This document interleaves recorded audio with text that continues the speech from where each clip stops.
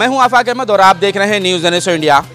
इस वक्त मैं धारावी के वीकेवाड़ी में मौजूद हूं, जहां पर आप देख सकते हैं कि एक नई बिल्डिंग बन चुकी है जिसका अभी भी काम चालू है। लेकिन उसके अंदर जैसे कि आप देखते हैं कि धारावी में हर रोज़ कोई ना कोई नई संस्था का इनॉग्रेशन होता रहा है। उसी तरह आज जो है मावा का इनॉग्रेशन हो रहा है और आपने देखा कि किस तरह से रिबन काट कर इसका इनॉग्रेशन किया गया है। उसके कुछ मेंबर हमारे साथ मौजूद है, इनसे जानना चाहेंगे कि ये मावा है क्या और क्यों इसको गठन किया गया है और इसमें क्या बेनिफिट लोगों तक पहुँचेगा। हमारा सवाल ये है कि ये मावा है क्या। अस्सलाम वालेकुम।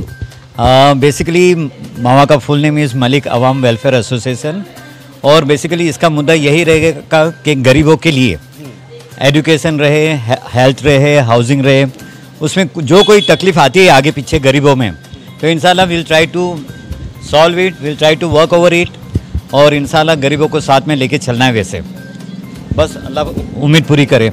भाई आई टोटली एग्री, मैं आपसे पूरी तरह से एग्री करता हूँ। ये संस्था ही नहीं, पॉलिटिकल पार्टीज भी वही गेम कर रही है आज की तारीख में। अब देखो इंसान है, हर इंसान में लालच होती है, तो शायद उन लोगों की ऑन द टाइम थोड़ी आइडियाज़ वगैरह पैसे के पीछे ज़्यादा हो जाती है। इंशाल्लाह आप देख रहे हो committee members are well to do यहाँ पे, और हम तो यही कोशिश करेंगे कि हम अपनी तरफ से पूरी तरह से गरीबों का बेनिफिट्स के लिए हर काम करें, हर मुकाम पे उनका साथ दें इंशाल्लाह।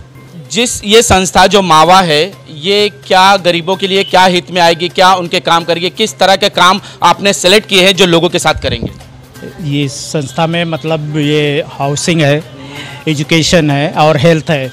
ये हेल्थ के मामले में हम लोग ऐसा है 4-5 डॉक्टर को अपॉइंट किए हैं जो गरीबों के लिए फ्री ऑफ चार्ज उनका एग्जामिन करेंगे, देखेंगे और उसका दवा वगैरह भी देंगे। और एजुकेशन का मामला ऐसा है कि बहुत सारे बच्चे स्कूलों में कुर्सी सीट खाली होने के बावजूद भी वो एडमिशन नहीं ले पाते हैं किसी वजह, ना जानकारी होने की वजह से। तो हम लोग उसमें हमारे जो मैडम है, रूपाली मैडम है, रिजवाना टीचर है, वो लोग सब कोऑपरेट करेंगे कि भाई आप किसी भी तरह उन बच्चों को एडमिशन दिलाने की कोशिश करेंगे। तो सरकार भी 5 किलो गेहूँ, 5 किलो चावल, 1 किलो तेल, मीठा तेल वगैरह देती है। हम लोग भी कोशिश कर रहे हैं कि हमारे पास भी कुछ फंड्स रहे। हम लोग भी 10-11 आदमी से शुरू करेंगे जिनका बायोमेट्रिक करेंगे कि भाई कितने लोग ऐसे हैं जिनके घर में राशन पानी नहीं है। उसकी पूरी तैयारी कर रहे हैं। हमारे जितने 11 मेंबर हैं सब मिल के घर घर जाएंगे और उनको क्या देना, उनको क्या मुहैया करवा सकते हैं हम लोग वो करवाने की कोशिश करेंगे। कि कई हॉस्पिटल में हमने बात करके रखा है कि भाई जो ऐसे लोग हैं जिनको छोटी मोटी सर्जरी है, जो नहीं अफोर्ड कर पाते, पैसे नहीं हैं उनके पास, तो हम लोग पूरी कोशिश करेंगे कि डॉक्टर से बात करके। सारा सवाल यहाँ पर आकर रुक जाता है कि आपके पास फंड आएगा कहाँ से? फिलहाल तो हम लोग अपने जो 11 मेंबर हैं हमने अपने पास से जमा किया है। अपने पास से जमा करने के बाद हमने एक अकाउंट खोलकर संस्था के नाम पे उसको उस पैसे को रखा है। अब उसी पैसे से हम शुरुआत करेंगे।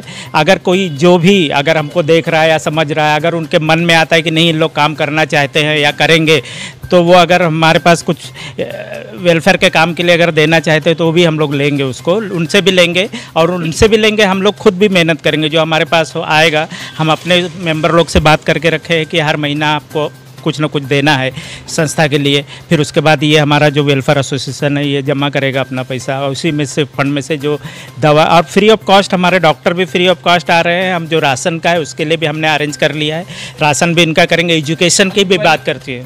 पहले भाई मेरा सवाल दूसरा ये है कि अभी इन्होंने कहा कि हम हाउसिंग भी करेंगे, तो सारा फ्रॉड तो हाउसिंग में ही होता है।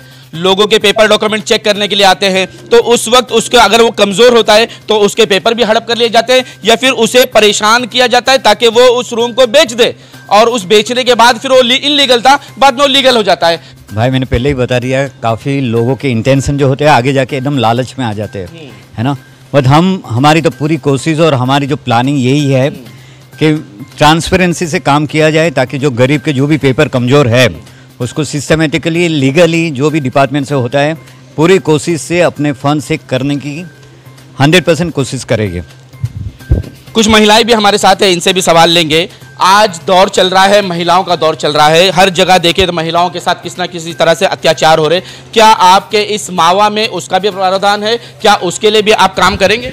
डेफिनेटली अगर हमारे सामने ऐसे सब केस आए वगैरह तो हम डेफिनेटली उसको लेंगे और आगे बढ़ाएंगे। जो माहौल है आप धारावी में देख सकते हैं कि यहाँ पर सबसे ज़्यादा गरीबी है और ख़ास करके अब रीडेवलपमेंट का नाम चल रहा है, तो ऐसे में बहुत सारे ऐसे लोग हैं जिनके डॉक्यूमेंट इनकम्प्लीट भी होते हैं, जिनके डॉक्यूमेंट में नाम के मिस्टेक होंगे। क्या इन तमाम चीज़ों को लेकर आपकी संस्था देखेगी? डेफिनेटली, वो तो हमारी प्रायोरिटी है कि लोग आए हमारे पास और हम वो सब चीज़ें देखें और पेपर सही करें। वो हमारा सबसे, क्योंकि अभी जैसे डेवलपमेंट बहुत ज़्यादा चल रहा है तो वो ही हमारा मुद्दा है हाउसिंग की तरफ। और क्या खास मुद्दा है आपका? मुद्दा तो जैसे एजुकेशन के लिए भी हम लोग ने बहुत सोच रहे हैं कि एजुकेशन, क्योंकि धारावी में बहुत ऐसे लोग हैं जो अभी भी जा नहीं रहे, बच्चियाँ जा नहीं रही है स्टडीज़ वगैरह के लिए, तो हम वहाँ पे भी ज़्यादा देखना चाहते हैं। एजुकेशन की बात जब आई थी तो बात कही जा रही थी बीएमसी की, आखिर बीएमसी में ही क्यों, प्राइवेट स्कूलों में क्यों नहीं एडमिशन दिलाया जाएगा? हाँ, जो हमारी रिजवाना मैडम हैं तो वो वही चैलेंज ले रही है कि ज़रूरी नहीं है कि हम बच्चियों को म्यूनसिपैलिटी स्कूल में ही डालें, हम आगे बढ़ा के प्राइवेट स्कूल्स में भी ये चीज़ को लेके जाना चाहते हैं।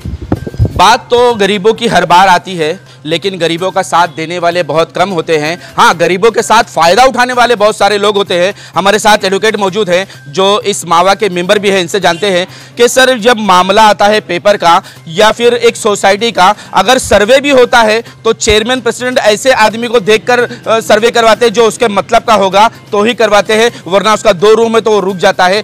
हमारे यहाँ बिल्कुल ऐसे नहीं होगा। हम तो पूरा कोशिश करेंगे जिनका पेपर वर्क बरोबर नहीं है उनको हम लोग उनका पेपर प्रॉपर करके उनको बेनिफिट होने जैसे ही देखेंगे, उनका बेनिफिट यूज़ करने जैसे नहीं रखेंगे। उनको जितना हो सके हम बेनिफिट करवाएंगे पब्लिक के लिए, जो हमारे पास आ रहे हैं उनके लिए। बेनिफिट के नाम पे हमने ऐसा भी देखा है कि कुछ रूम जो है 1 से 2 होते हैं तो वो अटक जाते हैं। बिल्डर कहता है कि ये अपात्र है, नहीं होगा, और बाद में बिल्डर का दलाल आके वो रूम खरीद लेता है उससे और फिर वो पात्र हो जाता है। अगर उनके पास डॉक्यूमेंट्स प्रॉपर रहेंगे तो हम उनको गाइड करेंगे, उनको क्या करना है वो करेंगे। हम इलीगल काम बिल्कुल नहीं करेंगे। और संस्था में कितने लोगों को इस वक्त आपने जोड़ा है और कितने लोगों की जोड़ने की उम्मीद है?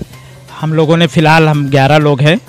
11 के बाद कई सारे लोग आ रहे हैं, हमारे मेंबर बन रहे हैं। रहा सवाल आपने जो पूछा कि हम अपात्र कर देते हैं या हम नहीं करने का, हमने गवर्नमेंट की बात की है। गवर्नमेंट को जो कैसे केसेस आते हैं, गवर्नमेंट का खुद का सर्कुलर है, हम गवर्नमेंट नहीं है, गवर्नमेंट का सर्कुलर में अगर आपका 1 झोपड़ा है या 2 झोपड़ा है, अगर कायदे में बैठ रहा है तो वो गवर्नमेंट आपको देगी। कि हमारे तरफ से या किसी सोसाइटी की तरफ से या कोई संस्था की तरफ से ये नहीं होता कि आपको अपात्र कर देंगे। आप बराबर अपना पेपर वर्क सीधा रखो, उसके बाद आपका काम होगा। क्यों नहीं होगा? अगर ऐसा कोई बंदा है जिसके पास कमजोर होता है बंदा, उसके पास पैसा, किसी के पास अगर पेपर है उसके बाद भी उसको अपात्र करते हैं, उसके लिए आप आओ हमारे पास, हमसे जो मदद हो सके हम लोग करेंगे। हाँ, तो ये क्योंकि वो बहुत सारे बंदे होते, कमजोर होते, उनका पेपर होता है लेकिन वो आगे जा नहीं सकते। कमजोर लोगों के लिए, कमजोरों को आप बताओ, आपके द्वारा लोगों पे जानकारी जानी चाहिए कि उनको पता चले कि यहाँ पर हम बैठ के क्या कर रहे हैं। उनका लीगल प्रोसीजर मार रहे हैं, एडवोकेट भी है, हमारे पास सीए भी है, हमारे पास डॉक्टर भी है, हमारे पास ये संस्था में सब हर तरह के लोग ज्वाइंट है। लेकिन ये बात बिल्कुल गलत है कि किसी के पास 2 घर है और वो दोनों अपात्र हो रहा है या किसी वजह से हो रहा है, वो गवर्नमेंट के सर्कुलर के बेस पे हो रहा है। कोई जानबूझकर नहीं कर रहा, कोई ऑफिसर या कोई दलाल आता है। ये तो आप अडानी के पास चले जाओ, आप बहुत सारे बिल्डर डेवलपर हैं उनके पास चले जाओ, उनका दलाल आता हो या जो भी करता है। लेकिन अगर आपके परफेक्ट है, आपके अंदर खुद गलती नहीं है, तो आप कैसे अपात्र हुए? बहुत सारे स्कोट है, बहुत सारी ऐसे संस्था जिसके लिए काम कर रही है। आप कोशिश करो, उनको बताओ हमारे पास आने के लिए, हम उनका जो भी पेपर वर्क है अगर वो सीधा है तो उनकी मदद करेंगे, उनको मदद करवा के देंगे। लेकिन लोग आपके पास आए क्यों? क्योंकि लोग डरते हैं कि कहीं हमारे पेपर का कॉपी ना हो जाए, कहीं कुछ और ना हो जाए, एक डर भी होता है। तो आए कैसे लोग? किस चीज़ को आप लोगों के सामने रखेंगे कि वो आप पर विश्वास करें?